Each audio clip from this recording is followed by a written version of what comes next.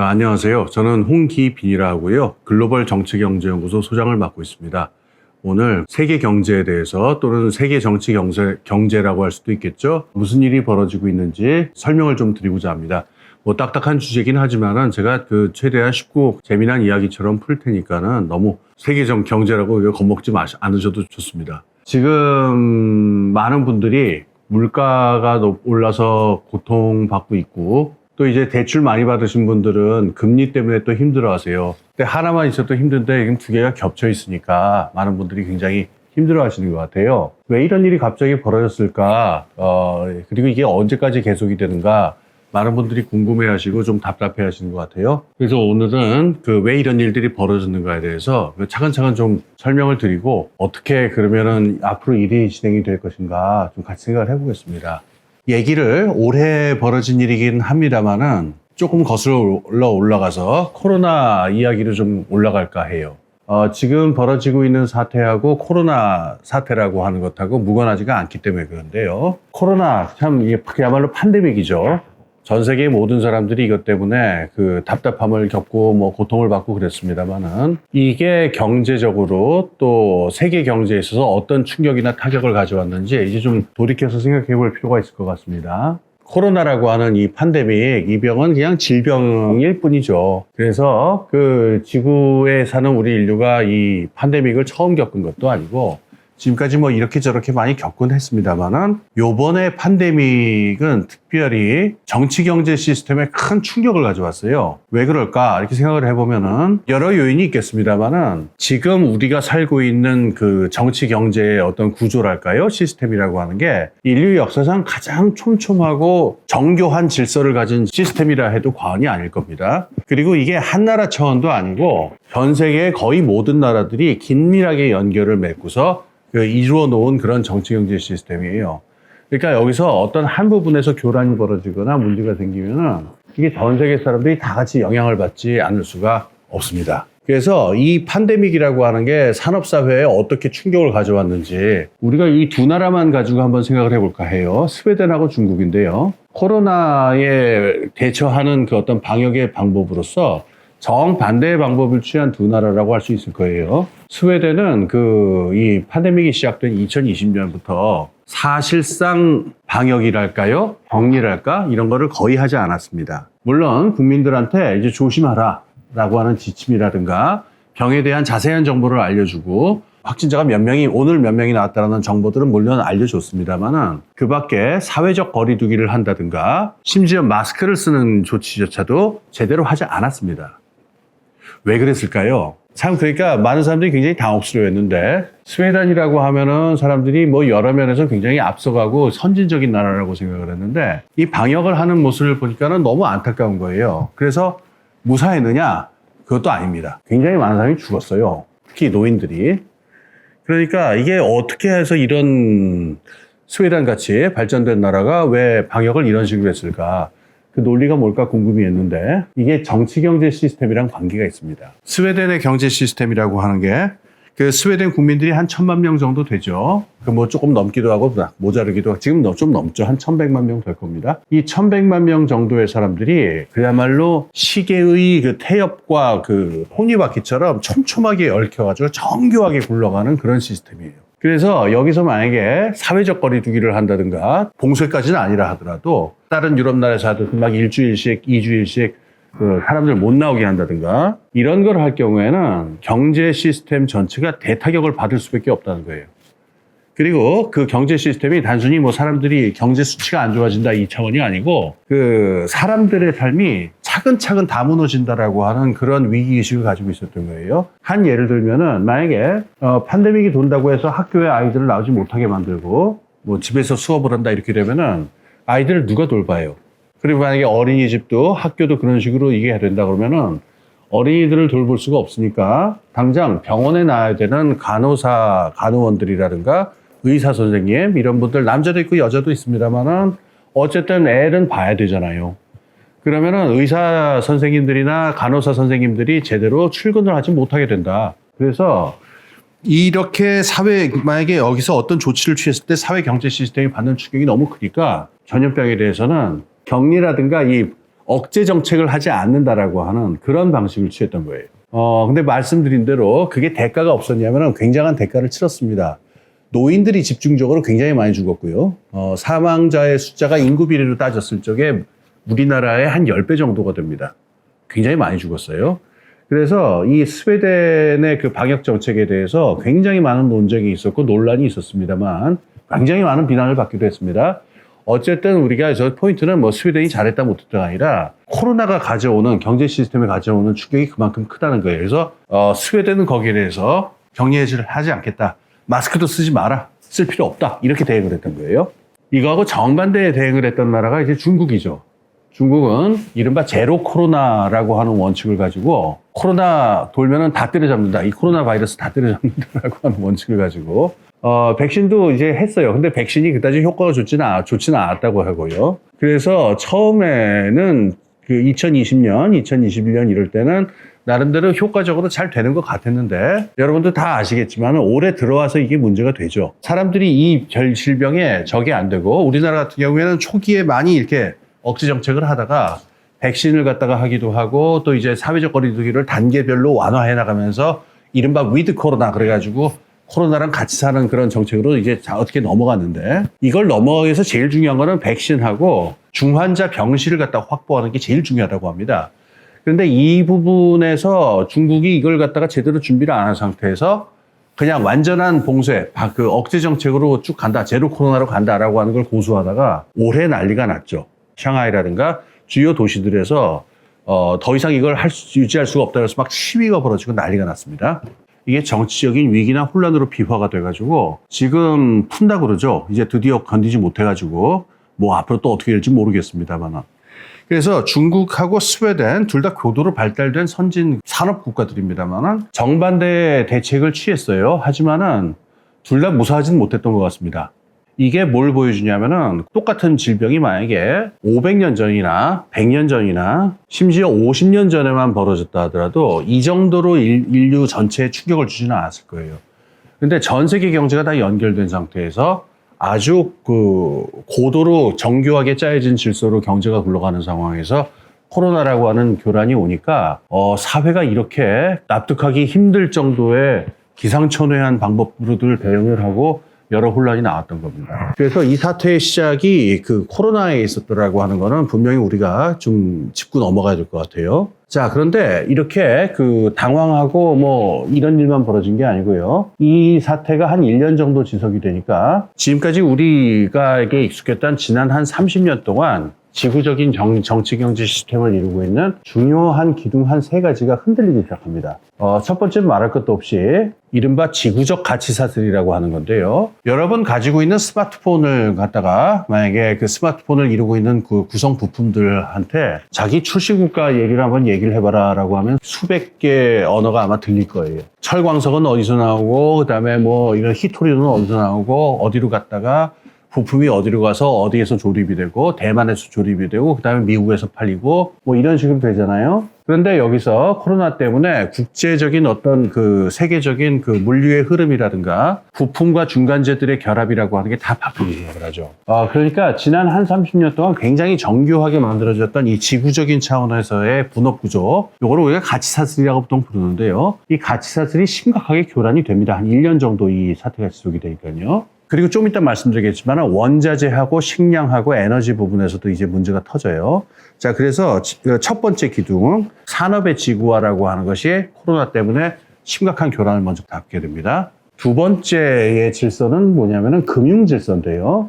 금융 시스템이 지금 뭐 금융 시스템 길게 얘기할 수는 없습니다만은 최소한 지난 5년간 어떤 일이 있었느냐? 그 2009년 세계 경제 위기 이후에 미국을 필두로 한 여러 나라들이 금리를 낮추고 양적 완화라고 그래가지고 마이너스 금리에다가 유동성을 돈을 거의 무제한은 아닙니다만은 굉장히 대담하게 푸는 그런 정책을 했습니다. 그래서 여러분도 기억나시겠지만은 한 2015년 정도부터는 우리나라 주식시장도 그렇고 부동산 시장도 그렇고 심상치가 않았죠. 돈이 많이 풀리니까 이 돈이 다 이제 그 자산시장에 가서 투자, 이 돈으로 들어가는데 이게 돈이 실제 산업경제로 연결이 된다기보다도 자산시장으로 계속 들어가니까 부동산 시장, 주식 시장, 자산 시장만 부글부글 하는 거예요. 그다음에 이제 일반적인 어떤 산업 경제는 그다지 활황이 아닌 상태에서 이런 상태였는데 코로나가 처음 터졌을 때는 이 금융 시스템이 이게 좀 위기가 있지 않을까라고 하는 걱정들을 했는데 웬걸 여러분 기억나시겠지만 지난 2년 동안 그러니까 2022년 초까지 미국도 그렇고 우리나라도 그렇고 여러 자산 시장이 더 부글부글 끌어올랐습니다. 코로나 때문에 사회가 위기를 맞으니까 여기에서 상당한 돈을 풀었죠.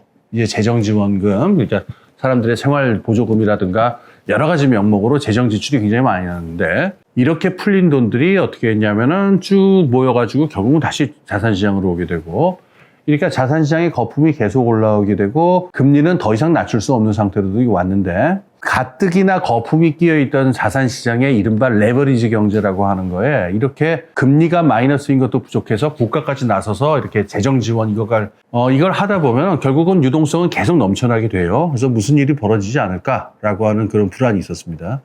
그다음에 세 번째로 그 지정학적인 갈등이 아주 심해지죠. 중국하고 미국이 한 10년 전부터 굉장히 많은 갈등을 빚었다는 건 뭐 이렇게 알려진 일입니다만 코로나를 지나면서 중국 사람들하고 미국 사람들하고 이 사람들 사이에 여론 차원에서 적대 감정이 굉장히 심해졌어요. 두 나라의 지정학적인 갈등을 굉장히 격화시킬 것이다 라고 하는 걸 예견할 수가 있었고 그게 올해로 들어오면은 예견치 못했던 그런 선수의 등장까지 벌어지는데 러시아의 푸틴이 우크라이나를 침공을 하죠. 그 다음부터 이제 지정학적 갈등이 이제 본격화됩니다. 근데 지난 30년 동안은 이 전 세계의 지정학적 구조가 어떠냐면은 미국 1국 체제였었어요. 미국이 제일 강한 나라로 중심에 있고 그 가운데 그 가까이에 일본이라든가 유럽이라든가 미국하고 가까운 서방 국가들이 그걸 받치면서 미국의 1급 구조를 지켜주면서 지구를 관리하고 그거보다 좀 떨어진 관계에서는 이제 러시아라든가 중국이라든가 이런 나라들도 어느 정도 이 체제에 협력을 하면서 이게 유지가 되는 1급 체제였는데 지금은 노골적으로 중국하고 미국이 서로 경쟁을 공언하고 있습니다. 올해 제가 상당히 놀랬던 그런 워딩이 있었는데 미국 백악관의 안보 보좌관이 낸 그 문서에 보면은 이제 탈냉전 시대는 끝났다. 그러니까 미국과 중국의 갈등을 두고 한 얘기였는데요. 이걸 이제 공언을 할 정도입니다. 중국도 뭐 다 크게 다르지 않죠. 지금 갑자기 1국 체제가 무너지면서 미국과 중국의 갈등이 심해지니까 미국하고 중국만 있는 게 아니에요. 이런 어떤 세력 균형의 변화를 틈타가지고 지금 보시다시피 러시아 같은 나라도 적극적으로 지금 플레이어로 등장하고 있고 터키라든가 인도라든가 이란 같은 나라들 이런 나라들이 앞으로 어느 쪽하고 협조를 하고 어떤 행보를 갈지 또 우리가 알 수가 없습니다. 심지어는 일본이라든가 유럽 같이 전통적으로 미국하고 가까웠던 그 이른바 친서방 진영조차도 내년에 어떤 선택을 할지 우리가 정확하게 지금 예측을 할 수는 없는 상태예요. 자, 그러니까 지금 말씀드린 세 가지 구조가 첫 번째 지구적인 가치사슬 산업 구조가 교란이 된 상태고, 그 다음에 금융 시스템의 작동이 지금 과도한 레버리지 경제, 그러니까 과도한 부채와 과도한 거품 때문에 지금 일촉즉발 같은 그런 경고감이 나오고 있는 상태였고, 그 다음에 지금 말한 대로 지정학적인 갈등 구조가 계속 악화되는 상태였어요. 자, 이 사태가 세 가지 요인이 합쳐가지고 벌어진 게 인플레이션이다라고 말할 수 있습니다. 인플레이션이 어떻게 시작되는지 우리가 좀 기억을 할 필요가 있는데요. 2021년 말씀드린 대로 한 1년 정도 넘게 코로나로 지구적인 무역 구조가 많이 교란을 당한 상태인데 여기에서 뭐가 값이 오르기 시작하면은 에너지랑 식량이랑 원자재랑 값이 슬슬 오르기 시작해요. 그래서 2021년 하반기가 되면은 이게 미국의 물가에 영향을 주기 시작해서 미국의 물가가 오르기 시작한다라고 하는 얘기가 나와요. 그래서 이미 1년 전입니다. 제가 똑똑히 기억이 나는데 작년 한 10월쯤이었던 걸로 기억해요. 제가 어떤 라디오 방송에 가가지고 미국이 지금 인플레가 심하고 그래서 지금 금리를 올릴 위험이 있는데 금리가 오르게 되면은 이제 이 나라 저 나라 다 피해를 볼 것이다. 뭐 이런 얘기를 했었는 얘기가 그때가 2021년 10월이었으니까. 근데 그때 말씀드린 대로 원자재, 에너지, 식량 여기서 가격이 오르면요. 전체 물가가 영향을 받지 않을 도리가 없습니다. 여러분 한번 생각해 보세요. 여러분이 우리가 시장에서 구하는 재화든 서비스든 에너지하고 식량하고 원자재의 가격하고 무관하게 가격이 형성되는 상품이 있나요? 이 세 가지가 안 들어가는 상품이 있나요? 제가 아는 바로는 없습니다. 제가 보기에는 제일 이거하고 무관해 보이는 그 서비스 생산자가 요가 선생님 같은 분들인데, 물론 이제 요가도 이제 뭐 비싼 데서 가르치려면 사무실도 빌려야 되고 뭐 복잡해지면 인테리어도 해야 되고. 근데 뭐 아주 그냥 단순하게 얘기하면은 요가라고 하는 건 그야말로 그냥 몸 가지고 두 사람이 몸 가지고 만나서 이렇게 해서요 저렇게 해서 이렇게만 해도 된다고 생각이 될 수 있잖아요. 근데 그런 게 아니죠. 그 요가 가르치는 선생님들은 뭐 흙 퍼먹고 사나요? 이분들 생활비가 올라서 집값이 오르고 에너지 가격이 오르면 당연히 선생님들 드려야 되는 돈도 올라가게 되니까 결국은 에너지, 식량, 원자재가 가격에 영향을 주지 않는 상품은 단 하나도 없다고 말해도 과언이 아닐 겁니다. 그래서 이것 때문에 2021년 하반기에 이제 본격적으로 이제 물가 인상이 시작이 돼요. 지금 있는 그 경제학 교과서라든가, 그 다음에 국가, 특히 중앙은행의 매뉴얼에 따르면요, 무조건 금리를 올려야 돼요. 여기에도 뭐 긴 사연이고 논쟁이 있는데, 각설하고, 이렇게 되어 있습니다. 각 나라 중앙은행에, 우리나라 한국은행도 마찬가지입니다.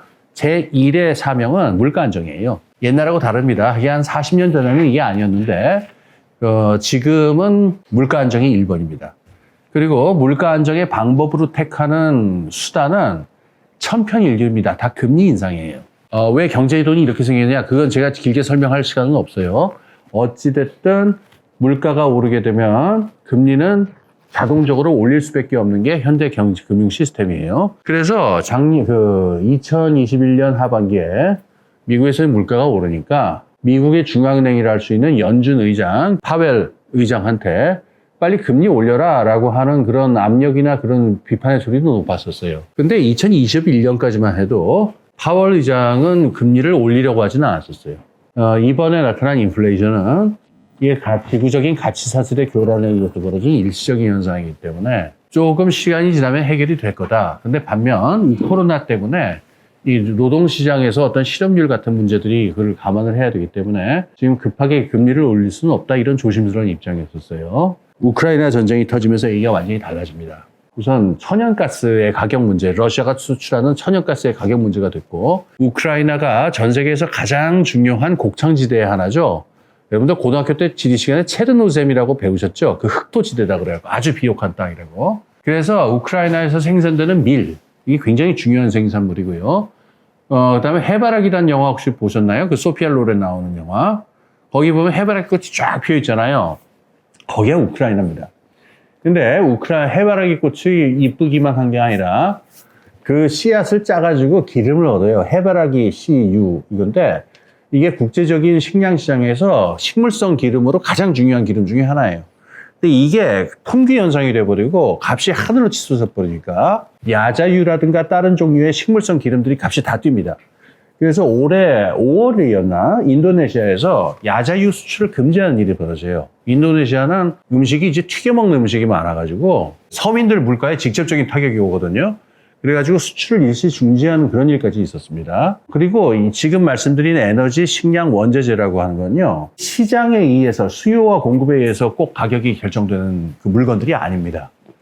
일반적으로는 가령 사과 같은 걸 예를 든다면 사과는 사람들의 수요가 줄어들면 값이 떨어지죠.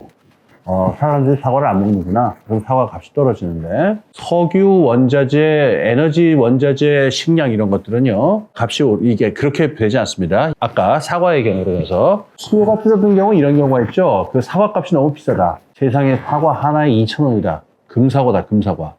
이러면 사람들이 아유 그거 그냥 우리 그냥 배 먹을 거야. 사과 안 먹어버려. 그러면 그만이에요. 가격이 오르면은 수요량이 줄어들게 돼 있는 게 수요 공급의 법칙인데 에너지, 식량, 원자재는 그럴 수가 없어요. 이거 없으면 어떻게 해요? 값이 오르면요. 그 값을 울며 겨자 먹기로 다 치를 뿐만 아니라 값이 더 뜁니다. 왜냐? 지금 이 값이 이만큼 올랐으니까 다음 달에 어느 만큼 더 뛸지 모른다. 사재기 하자. 이렇게 돼서 서로 또 폭등을 합니다. 그래서 이 에너지하고 식량하고 원자재는 이건 관리된 시장이 돼야 돼요. 수요 공급에 의한 맡겨놓게 되면은 아주 불안정해질 위험이 있으니까 지정학적인 구조, 강대국들끼리의 어떤 합의라든가 강대국과 산유국과 석유 생산 기업들 간의 합의라든가 등등의 여러 가지 지적을 통해서 생산량하고 가격을 어느 정도 통제하게 될 수 있는 관리되는 시장이라고 보는 게 맞아요. 그런데 우크라이나 전쟁이 터지면서 이 부분에서 가격이 막 뛰기 시작하니까 이 관리 시스템이 흔들리기 시작하는 거예요. 이 세 가지의 시장에서 가격들이 계속 펑펑펑펑 뛰는 일들이 벌어집니다. 그러니까 이제 그 미국 연준에서도 더 이상 버틸 재간이 없었던 겁니다. 인플레이션이 벌어졌다. 그래서 이제부터 우리는 금리를 올리겠다라고 하는 걸 공언을 합니다. 그래서 그 다음은 제가 설명할 필요 없죠. 아마 여러분 들으시는 분들이 올해 내내 경제 뉴스에서 제일 많이 들은 얘기가 또 미국 연준이 금리를 인상해서 한국은행도 금리를 올려서 금리 상단이 3.5%가 되고 저도 올해 한 해 동안 그 방송을 한 2개 했는데 아직 지겨워 죽겠습니다. 이제 그러니까 금리만 봐도 막 그 메스껍고 그다음에 또 인플레이션 물가 인상률 얘기만 나와도 막 속이 울렁거리고 막 하도 그 얘기 해가지고요. 그래서 지금 올해 말 이제 그 다음 주에 이제 그 결과 나올 겁니다만은 올해 말이나 내년 초에 미국의 연준 금리의 상단이 한 5%가 되지 않겠느냐. 5%가 뭐 좀 넘을 수도 있고 내년 상반기까지 그런 예측이 나오고 있는데 세상에 이 1년 사이에 금리가 지금 2배가 넘게 뛴 거잖아요. 여러분 5%라는 금리에 대해서 어떻게 생각하세요? 이게 말입니다. 드러나 봤나 5% 이거예요. 뭐냐면은 2020년 정도에 대출을 받으신 분들은 가령 한 30년 만기로 주택담보대출 받으신 분들은 아마 한 3% 정도에 받으셨을걸요? 3%거나 3% 초반대거나. 그러니까 그때는 이게 은행 금리였었어요. 은행의 주택담보대출 금리였고 기준금리는 훨씬 낮은 거죠. 중앙은행이 내세우는 금리는. 거기에다 은행이 가산해가지고 주택담보대출 금리가 나오는 거니까. 근데 지금은 은행 금리도 아니고 미국 연준의 기준금리가 5%가 된다. 그러면은 우리도 금리를 안 올릴 수가 없죠. 한국은행도. 그래서 우리도 가령 3.5%, 4%만 이렇게 되면은 코픽스라고 해가지고 이거를 감안해서 여러 가지 금리를 감안해서 또 뭘 만들고 거기에 가산해서 우리 주택담보대출 금리가 정해지는데 그리고 보험사에서 받으신 분들은 아마 그 3년 죽고 3년채라고 하는 금리에다 2% 더해서 아마 받으셨을 거예요. 이렇게 되면은 중앙은행 금리보다 막 2%, 3% 이렇게 올라가니까 주택담보대출 금리가 글쎄요. 저도 지금 자세히는 제가 지금 다 제출받은 게 아니니까 자세히는 모르겠습니다만은 한 6%, 7% 어떤 데 가면은 8%까지 가는 데도 있다고 제가 들었는데 이렇게 되면은 한 2, 3년 전에 그 주택담보대출 금리하고 전혀 다른 얘기 돼버렸죠. 주담대만 그런가요? 신용대출 금리는 지금 뭐 그전하고 확 달라졌고 그러니까 지금 대출 많이 받으신 분들은 아마 고통이 이만저만이 아닐 겁니다. 자, 그래서 이 완전히 다른 세상이 온 겁니다. 그 한 2, 3년 전까지만 해도 제로 금리다, 심지어 마이너스 금리다 이러다가 지금 5%. 이거 좀 심각한 일이죠. 그 2022년에 있었던 이런 미국의 그 인플레와 급격한 금리 인상이 우리나라를 포함한 주변 나라들에 어떤 영향을 영향을 미쳤는가, 그걸 이제 하나하나 좀 따져봅시다. 우리나라 입장에서 그럼 이제 어떤 그 타격을 또는 영향을 받게 되는지 하나하나 생각해 보죠. 미국이 금리를 올리면은요, 한국은행도 금리를 올리지 않을 수가 없게 됩니다. 지금 한국은행 그 총재인 그 이창용 그 총재가 이제 참 그 재미난 인상적인 말씀을 하셨는데 한국은행이 정부로부터는 독립돼 있을지 모르겠는데 미국 연준으로부터는 독립돼 있지 않다라는 얘기를 해요. 자, 왜 그런지를 좀 생각해 보겠습니다. 미국이 금리를 올리면은요, 미국의 그 자산, 특히 저 국채 같은 아주 안전한 미국 자산들의 수익률도 올라가게 됩니다. 그러면 국제적인 투자자들 입장에서는 물론 이건 아주 단순화된 설명입니다만은 아주 원론적으로 보게 되면은 미국의 국채라든가 미국에 투자하는 건 굉장히 안전한 일이잖아요. 미국 경제는 강력하고 미국은 세계에서 가장 강력한 나라니까.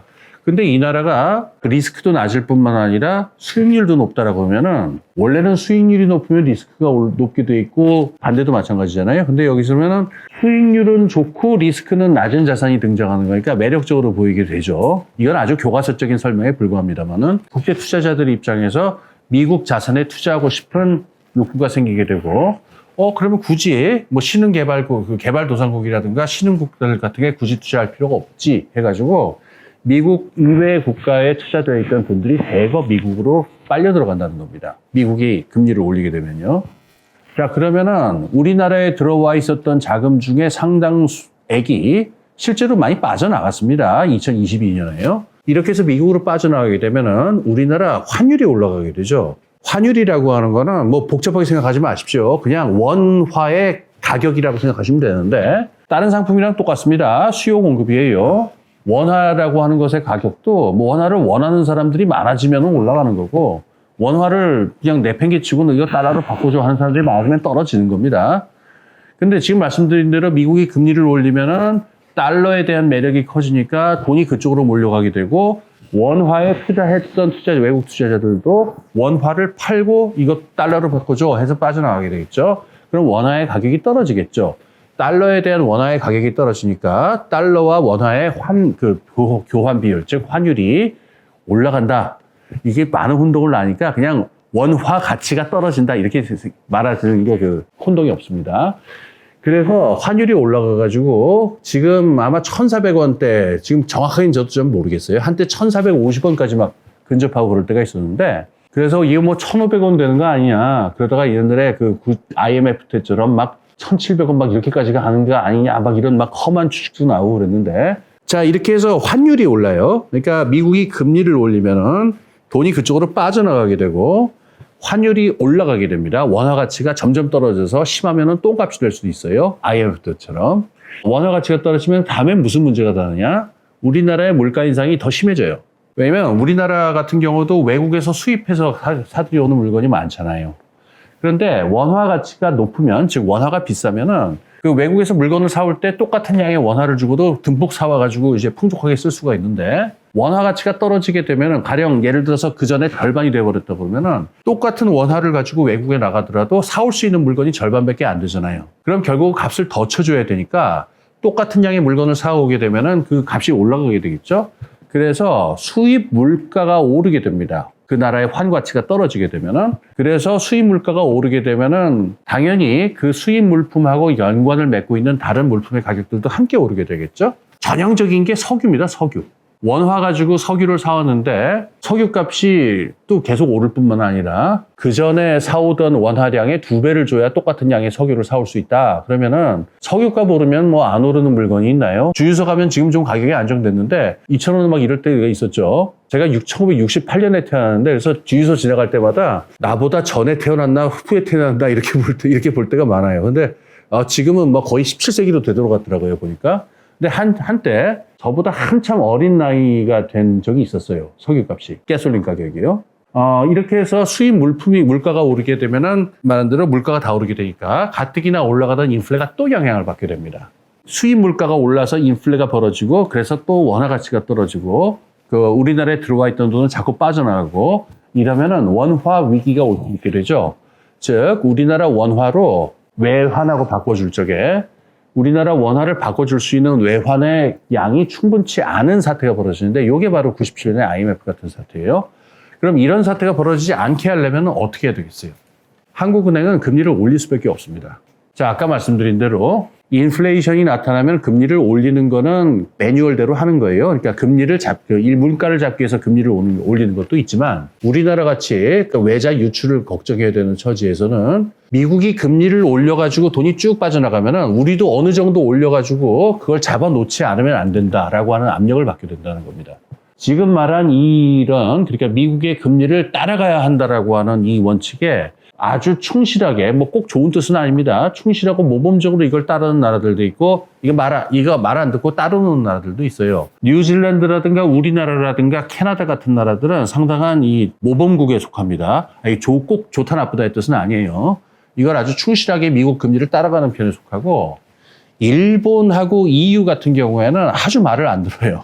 심지어 일본 중앙은행 총재는 한때 우리는 그냥 마이너스 금리로 해야 쓰겠다. 금리를 좀 내려야 되겠다. 이런 발언도 해가지고 사람들을 경악하게 하기도 했는데 지금은 좀 타드가 바뀌었고 이유도 지금은 그 나중엔 가면은 열심히 금리를 올리는데 이유는 2022년 중반까지도 계속 마이너스 금리에 가깝게 이걸 유지를 하고 그랬었어요. 그래서 이 나라마다 편차는 있는데 외자의 유출을 걱정해야 되는 처지에 있는 나라는 아까 말씀드린 이창용 중앙은행 총재 말씀대로 연준의 금리로부터 독립될 수가 없죠.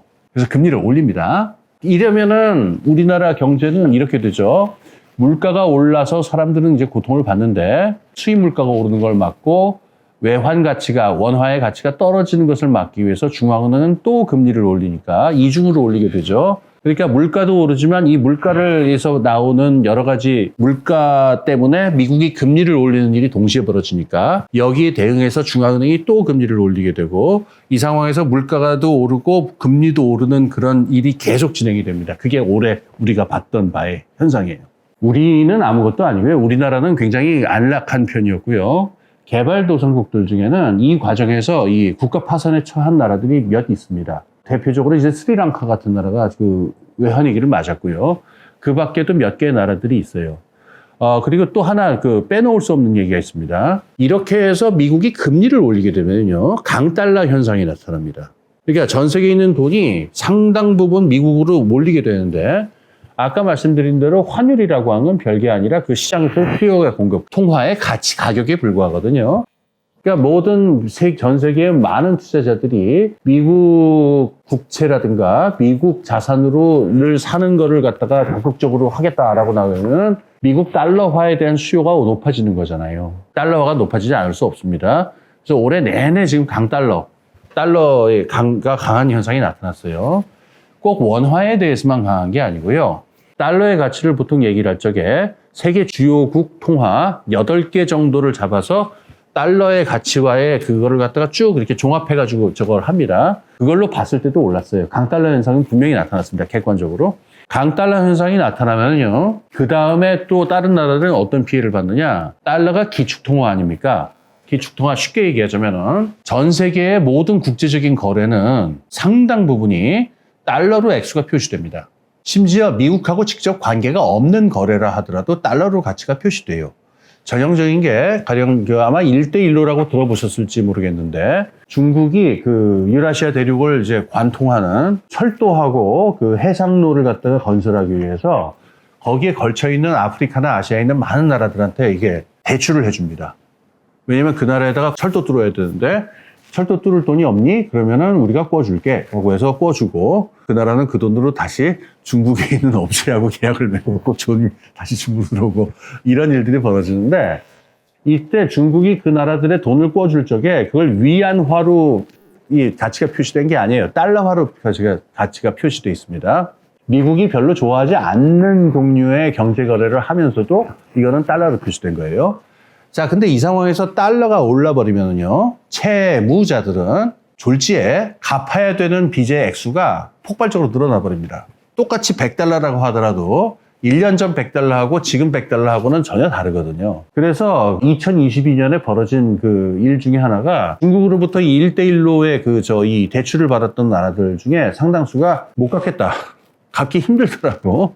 이걸 갖다가 중국 쪽에 의사를 보내오는 그런 일들도 벌어졌습니다. 자, 지금 말씀드린 대로 그러면 이렇게 되죠. 미국에서는 인플레가 나타나고 인플레를 잡기 위해서 미국이 금리를 올립니다.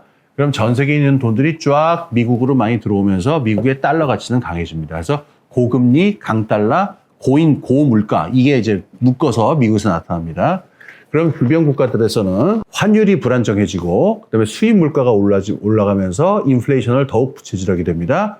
이걸 막기 위해서 중앙은행이 우리나라 한국은행이 금리를 올리게 되면 이 금리를 때문에 경기가 침체되겠죠. 사업하시는 분들 보면은 지금 이자 때문에 죽겠다. 이자 내고 나면은 이익이 남는 게 없다. 아니 심지어 이자도 다 못 낼 지경이다. 이런 분들이 많이 있어요.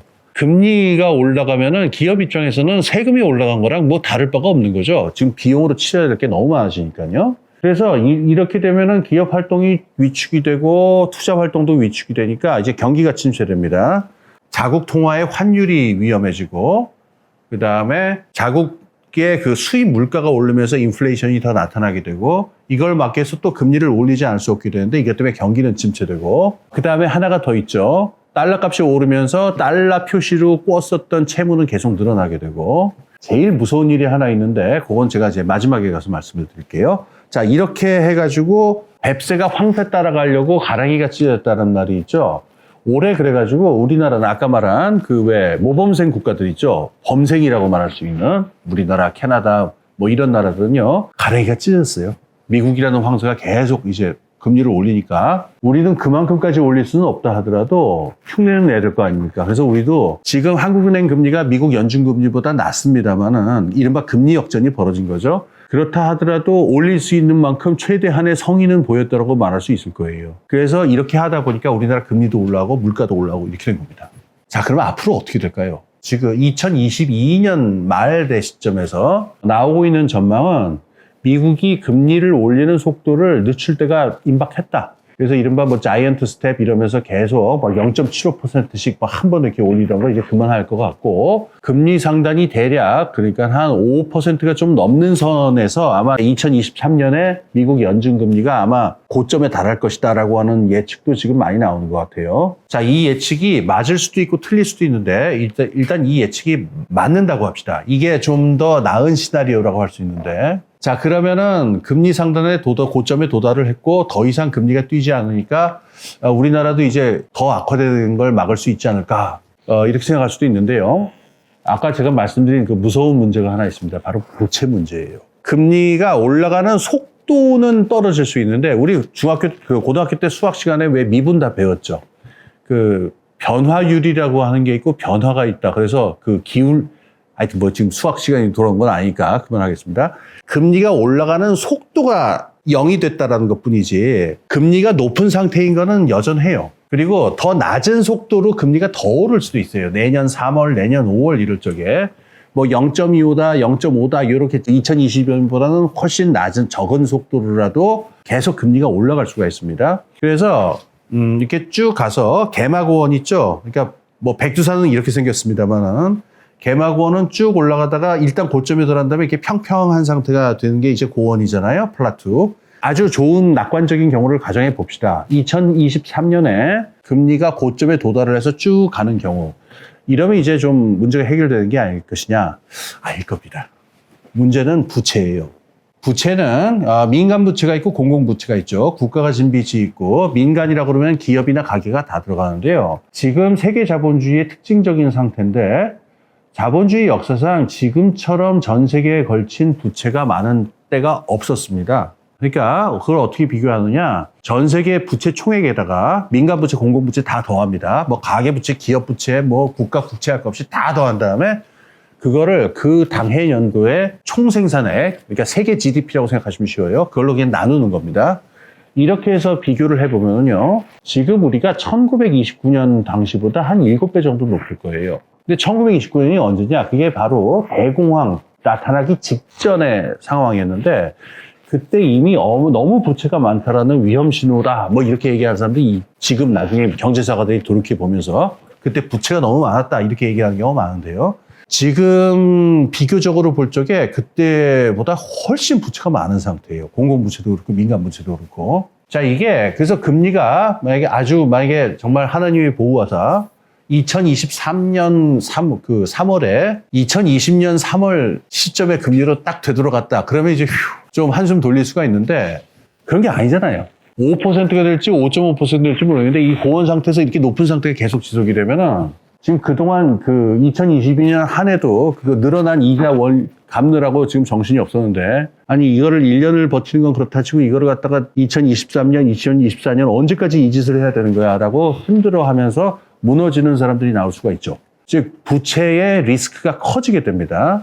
이러면은 부채 관리를 하지 않을 수 없기 때문에 가게든 기업이든 또 국가든 기존에 축적했었던 부채에 대해서 구조조정을 하지 않을 수 없게 됩니다. 대출 받아서 주식하셨던 분들 있죠. 지금 참 답답하신 분들 많을 거예요. 여기서 손절하자니 깝깝하고 그렇다고 계속하자니 깝깝하고 그래서 이렇게 된 거 다시 대출을 더 받아서 투자하자니 그것도 깝깝하고 지금 뭐 이런 상태잖아요. 그러니까 제일 좋은 시나리오라고 해봐야 이 고원 상태가 당분간 계속되는 건데, 고금리 상태가. 이때 부채를 어떻게 관리할 것인가를 놓고 개인 차원에서도 그렇고 기업 차원에서도 그렇고 국가 차원에서도 그렇고 여러 가지 문제가 아마 발생을 하게 될 것 같습니다. 지금 우리나라 그 채권 시장이 굉장히 어려워져가지고 이른바 자금 경색 같은 게 나타난다고 그래가지고 기업들이 발행하는 1년 미만의 차용 증서, 기업 어음이라고 하죠, CP. 이게 지금 금리가 막 10% 막 이렇게 올라가고 되게 지금 자금 구하기가 힘들게 됐다 그래요. 이런 상황이 만약에 2023년 상반기까지 계속이 되면은 부동산 프로젝트 파이낸싱이라든가 여러 위험한 부분들이 나타날 수 있다. 뭐 이런 경고음도 들리는데, 그래서 이 고금리 상태에서 이 부채를 관리하는 게 이게 만만한 문제가 아니라는 겁니다.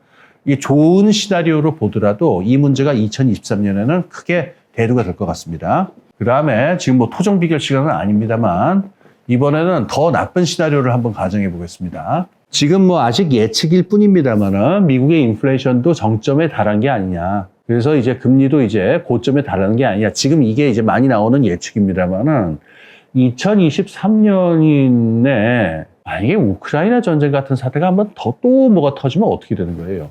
우크라이나 전쟁에서 시작된 어떤 여러 가지 분란과 혼란이 2022년 한 해 동안의 고금리 상태나 뭐 강달러나 이걸 나와서 어떻게 저렇게 해가지고 뭐 고점에 도달해서 이렇게 됐다. 어느 정도 안정이 됐다 합시다. 이런 걸 우리가 외생적 충격이라고 그러는데 이게 여기서 끝나라는 법이 없죠. 제가 아까 전에 뭐라고 말씀드렸냐. 코로나 때문에 지정학적인 갈등 구조가 완전히 바뀌었다 이 말씀을 드렸고, 푸틴이 우크라이나를 침공할 줄 2021년에 뭐 몇 명이나 알고 있었습니까? 그러니까 2023년에도 또 어디서 무슨 국지전이 벌어질지도 모르고, 그 다음에 오페크 산유국 협의회 같은 데서 석유 공급량을 줄이겠다. 그래서 유가를 끌어올리겠다. 이렇게 나올 수도 있습니다. 벌써 10월 초에 굉장한 그 감산을 갖다가 예고한 바가 있죠. 그래서 2023년이 되면은 석유 가격이 100달러에서 140달러 사이로 오를 것이다. 막 이런 예측도 나오고 그래요. 등등 해서 만약에 2022년에 있었던 우크라이나 전쟁 같은 또 하나의 외생적 충격이 온다면은 이 고원 상태로 끝나지 않겠죠. 그 다음이 문제입니다. 금리를 더 올릴 거냐? 이게 어디까지 올려야 돼요?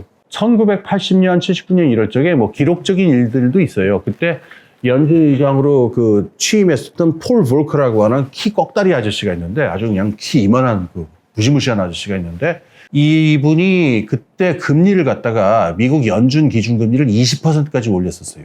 그 인플레 잡는다고. 그러니까 뭐 이렇게까지라도 할 수 있을 거냐 지금. 그때랑 지금 되게 다른 게 하나 있는데, 방금 제가 말씀드린 대로 지금 부채가 너무 많기 때문에 1980년에 폴 볼커가 한 것처럼 금리를 확 올리는 일이 가능하지 않을 거예요. 그랬다가는 정말 큰일 날 수가 있기 때문에. 그러니까 이런 외생적 충격이 한 번 더 오면 그때는 어떻게 할 것이냐라는 문제가 있는데, 이거는 답을 가진 사람이 없는 것 같아요. 그래서 그냥 2023년에는 뭐 토정 비결을 뒤져봐도 알 수가 없고, 어쨌든 좋은 시나리오라고 한다면 고금리 상황이 지속이 될 거고, 고원 이걸로.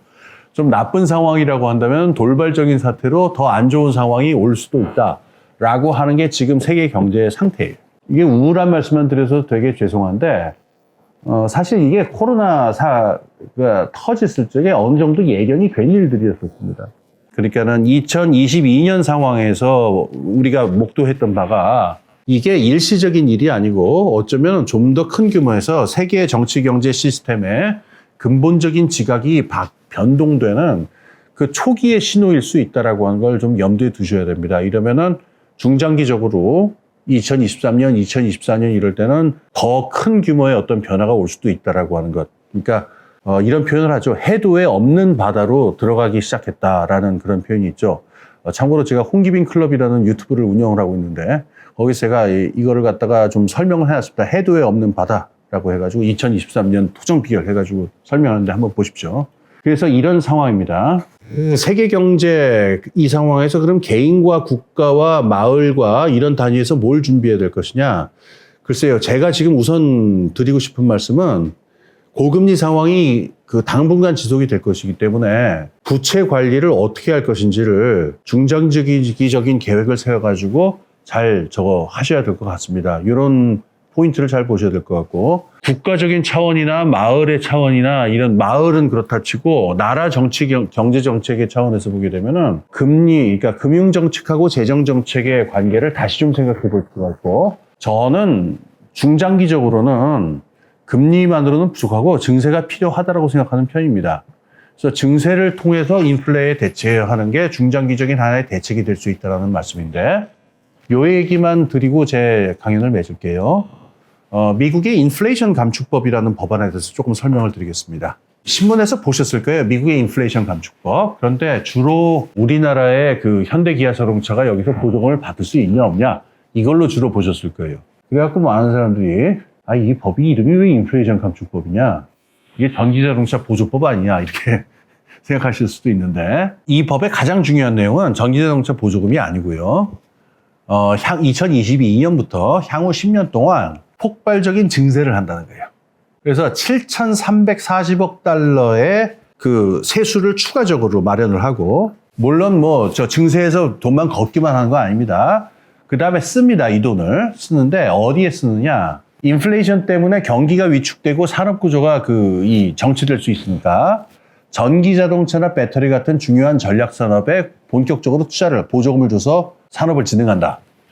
그 다음에 약값이라든가 의료비 같은 부분들에서 이거를 보조하거나 약값을 내리거나 해서 많은 대다수 사람들의 복지를 개선한다. 이런 내용들을 담고 있어요.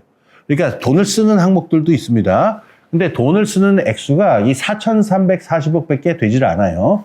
그럼 아까 10년 동안 7,340억 한다고 그랬죠? 근데 쓰는 거는 10년간 쓰는 건 4,340억이니까 3천억 달러의 차액이 있죠. 3천억 달러의 추가적인 재원을 마련하겠다. 증세를 하겠다라는 게 사실은 이 법안의 핵심 줄거리라고 해도 틀리지 않습니다.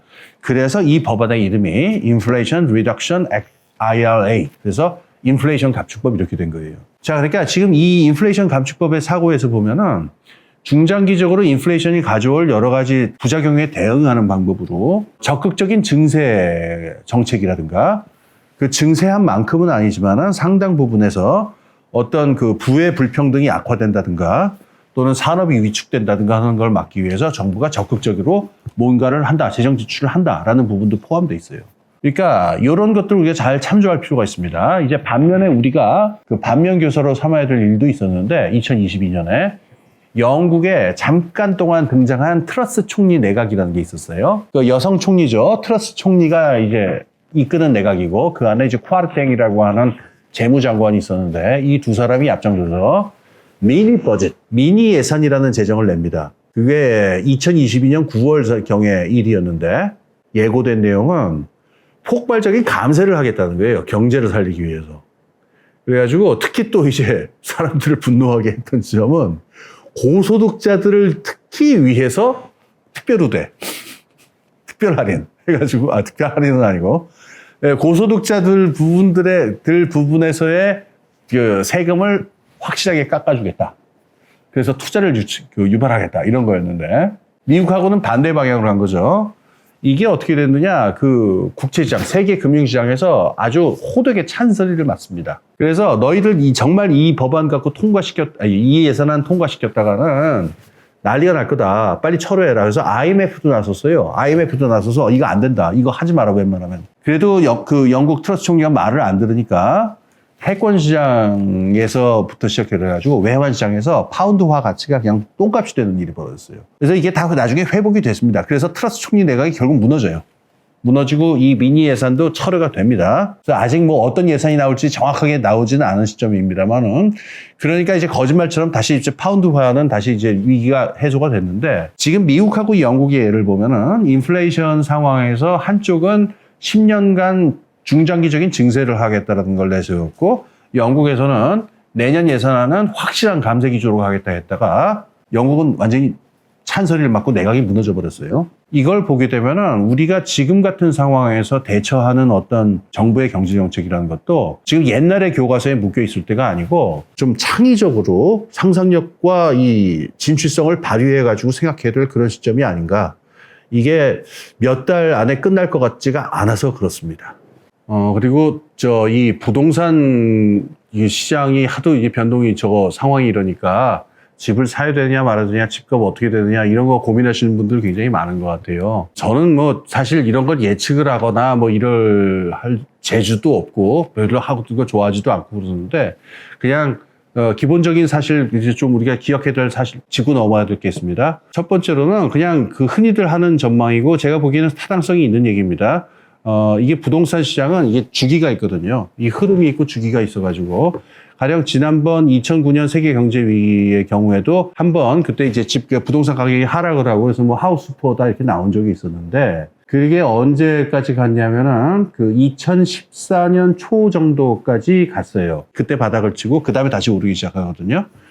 그래서 이제 오르기 시작한 게 우리가 아는 대로 2020년 정도까지 그냥 올라가던 그런 일이 있었죠. 그래서 중간에 뭐 금리라든가 정책이라든가 이거에 따라서 이렇게 그것도 물론 영향을 주긴 합니다만 부동산 값은 주식이나 다른 자산처럼 이렇게 되는 법이 없거든요.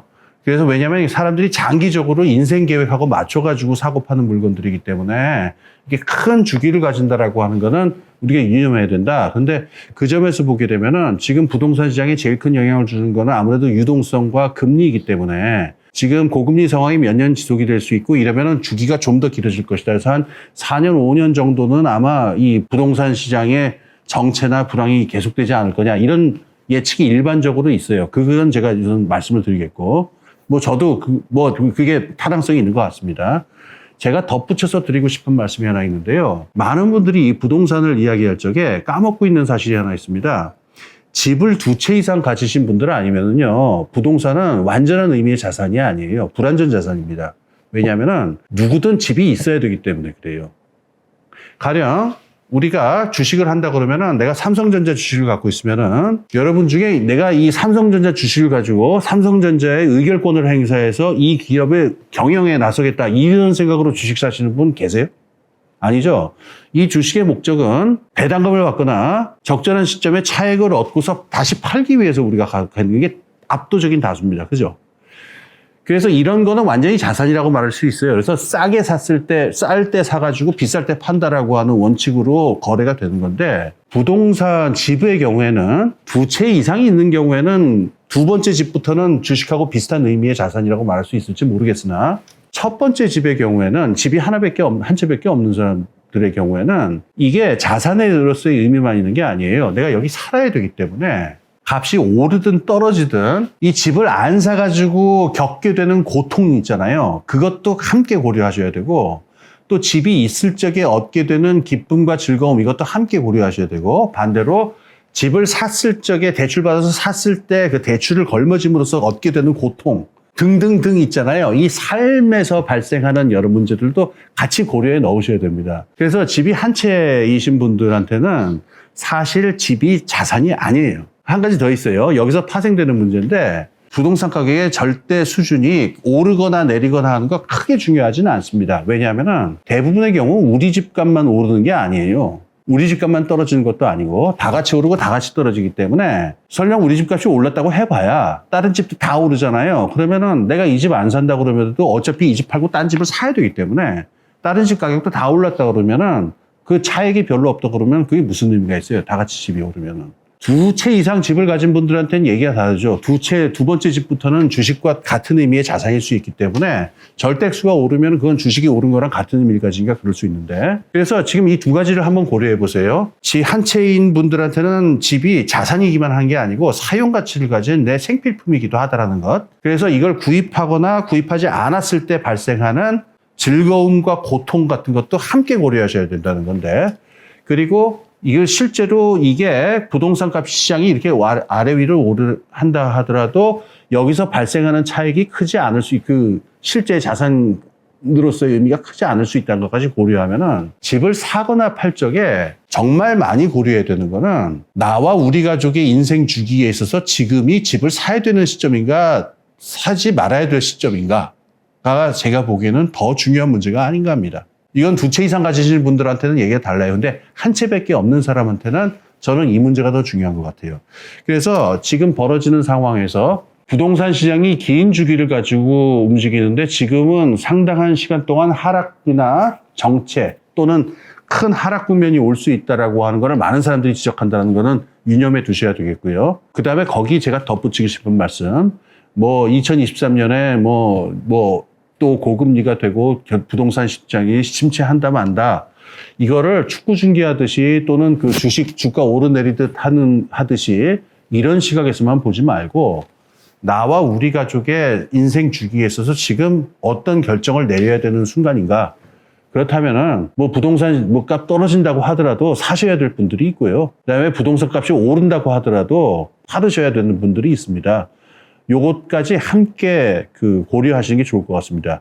요번 강연 말고 다른 강연에서 제가 살림살이 경제학이라는 걸 또 설명을 할 텐데 그것까지 같이 들으시고 지금 이 말씀을 들으시면은 좀 더 이해가 갈 것 같습니다.